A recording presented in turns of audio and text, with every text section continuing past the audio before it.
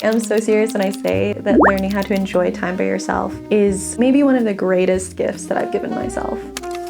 So the best piece of advice that I have for anyone who feels consistently lonely is to actually stop looking outward and start looking inward. And I know how that sounds. Like, it sounds a little bit selfish for sure, but I promise you that it will make sense. So before we get into everything, hi, my name is Kay. I'm so glad that you're here today, and I'm so glad that you clicked on this video. Over on Instagram and TikTok, I share a lot about cozy living. And I think one of the very best ways that I have found so much peace in a slow life is by spending a lot of time by myself. I really love my alone time. Like, my alone time is sacred to me. I love having time by myself. And if I don't have that time, I feel like I do notice a difference in how I show up for my friends and my family, show up for my job and my work. But it really wasn't always like that. I've been a bit of a sad girl most of my life. And I think that a lot of that comes from just the fact that I was always looking for other people to validate me. I really clung to my parents and my sister growing up. And then, kind of typical, I got to college and I started dating, and I feel like I was very codependent in those relationships too. So it didn't really take until after a breakup for me to kind of realize, like, I don't like spending time by myself.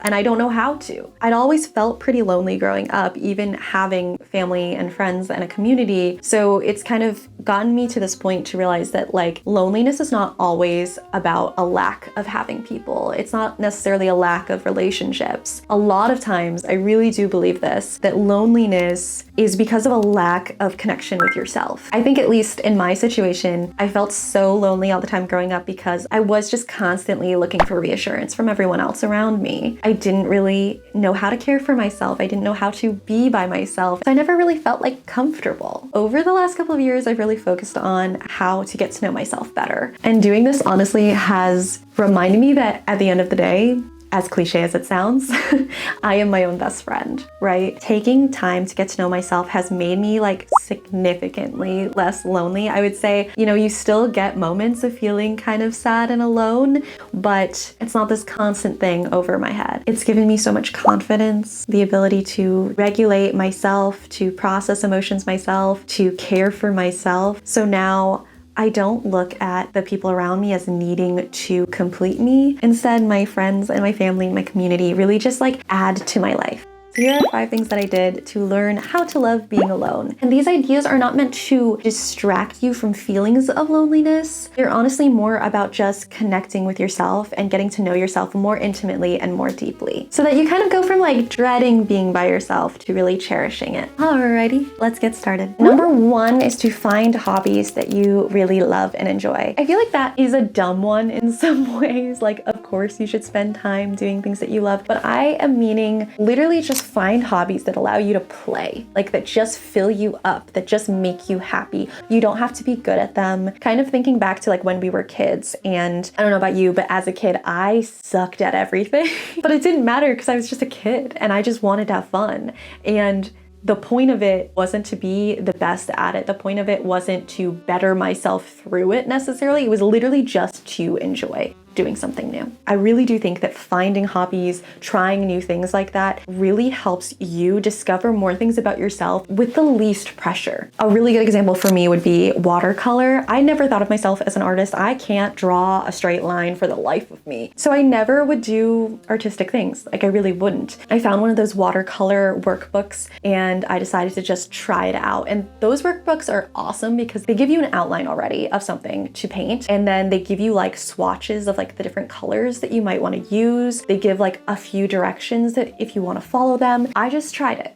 I tried it, knowing full well I'm not an artist, never been good at painting, never been good at any of this. And when I tell you that it was just such a fun thing to do, like, I genuinely realized, okay, 1, I'm actually not as bad as I thought I was, but 2, I just realized, like, I could do it. So when you think of things like gaming, and when you think of things like reading or going to different classes like yoga, just trying all these new things and showing up as a beginner and showing up bad and showing up just with the goal to have fun, you learn so much about yourself, and it's always time well spent. It's also my go-to the second that I find out that I have no Friday plans or no Saturday night plans. I'm like, great, I have time for my hobbies now. You are literally just having fun. That's it. And if you don't like a hobby, or if you try something out and you don't love it, that's fine too. There's no pressure. You can try something else. And if I really don't like it, I'm like, okay, well, I figured out I don't like that, or I don't ever want to do that again. And that's still you learning something about yourself. Number 2 is to create little rituals or routines. These are just like tiny daily, weekly, monthly habits that kind of just anchor you, that remind you that your wants and your needs are important. And they're a way to create peace and help you slow down. For me, after my last breakup, I had a really hard time in the evenings because I went from living with someone to living alone, and the evenings are always quieter, you know? And when you're used to like talking to someone every evening before you go to bed, you're used to this routine with someone else. When you're suddenly alone, everything feels louder, and you sit there and you feel lonely, you feel sad. So what I did was I created a routine filled with all of these things that I like, filled with things that just consistently make me feel my best. Maybe I would do having tea before bed, my favorite tea. I love a mint tea, so I'd make tea before bed. I would do a little bit of reading. I would do a full hair care routine. I would do some skincare routine. I would pick up around my apartment before I fell asleep. Those little things are things that I love to do, genuinely, that help me feel peace at the end of the day. And having that routine was, one, something for me to look forward to every day,